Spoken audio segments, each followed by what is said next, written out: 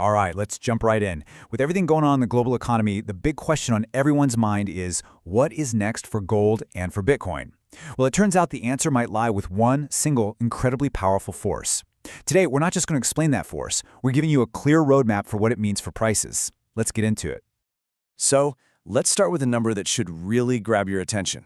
$125,000.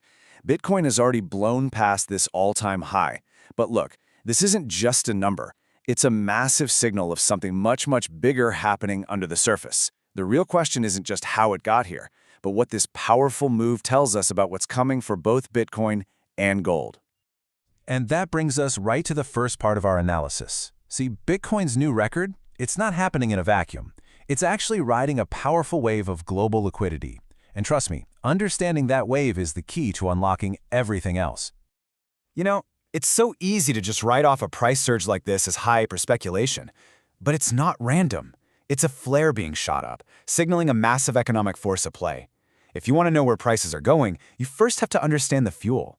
And that fuel is global liquidity. So what is this fuel? We're calling it the global money wave. Now, that's not just some catchy phrase. It has a technical name that you really need to know. M2 money supply.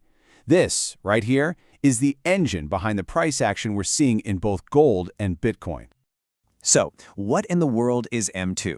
Well, to put it simply, it's the total amount of cash and other easy-to-access money just sloshing around in an economy. So when this number goes up, it just means there's more money out there, and all that money's looking for a place to go. This is the wave we're talking about, and right now it is getting bigger. And just to give you a sense of this sheer scale here, just look at the United States. The M2 money supply is sitting at around a staggering $22 trillion. That is just an immense amount of cash in just one of the world's major economies. And this is not just a US story, not by a long shot. Take a look at China, 332 trillion yuan. But honestly, the total isn't even the most important part here. It's the growth. An 8 to 9% expansion every single year. That means China is a massive and accelerating source for this global money wave. And this chart, wow, it really puts it all into perspective, doesn't it? You can see that steady climb in M2, especially that steep rise in China, adding trillions upon trillions to the global system year after year. The takeaway here is crystal clear. This wave isn't just big, it's consistently growing. And hey, don't just take our word for it. The big institutions, they're placing their bets on this exact same trend. I mean, look at Goldman Sachs. They just raised their 2026 gold target to $4,900. And their reasoning?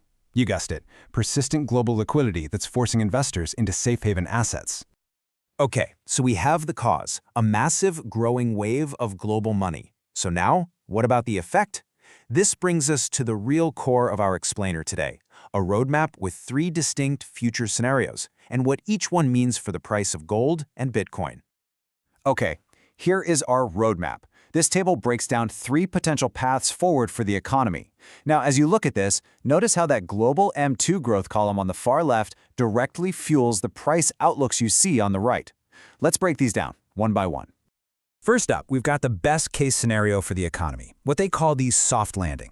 This is where the economy cools down without a major crisis, and that money supply, it just keeps expanding steadily.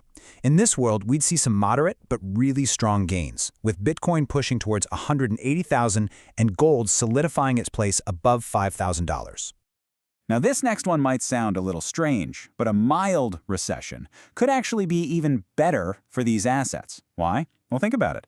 A recession would force central banks to hit the panic button and print even more money to stimulate the economy. That even bigger liquidity wave pushes more investors into scarce assets, potentially sending Bitcoin up towards $230,000 and gold near $5,800. And finally, we have the most extreme scenario, a policy panic. This would be triggered by some kind of sudden credit shock, forcing central banks into emergency, break-the-glass money printing on a massive scale. In that kind of dash for safety and scarcity, well, all bets are off. Bitcoin could absolutely surge past $250,000, with gold easily clearing $6,000. So here's the really crucial point. In all 3 of these probable scenarios, the direction for both gold and Bitcoin is up. The only real difference is the magnitude, how high they go. But it's really important to remember that they play very different roles while riding this exact same powerful wave. Think of it this way. Gold is like the large, stable ship.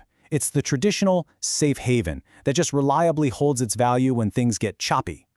Bitcoin, on the other hand, is the high-speed boat. It's what's called a high-beta asset, which is just a fancy way of saying it acts like a lever on that liquidity tide. It amplifies the moves, offering absolutely explosive growth potential.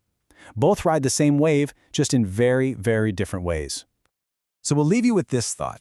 The data strongly suggests that the direction of travel for these scarce assets is pretty much locked in, powered by an ever-growing sea of global money. So the only real question left to answer is not if the wave is coming, but just how big is it going to get?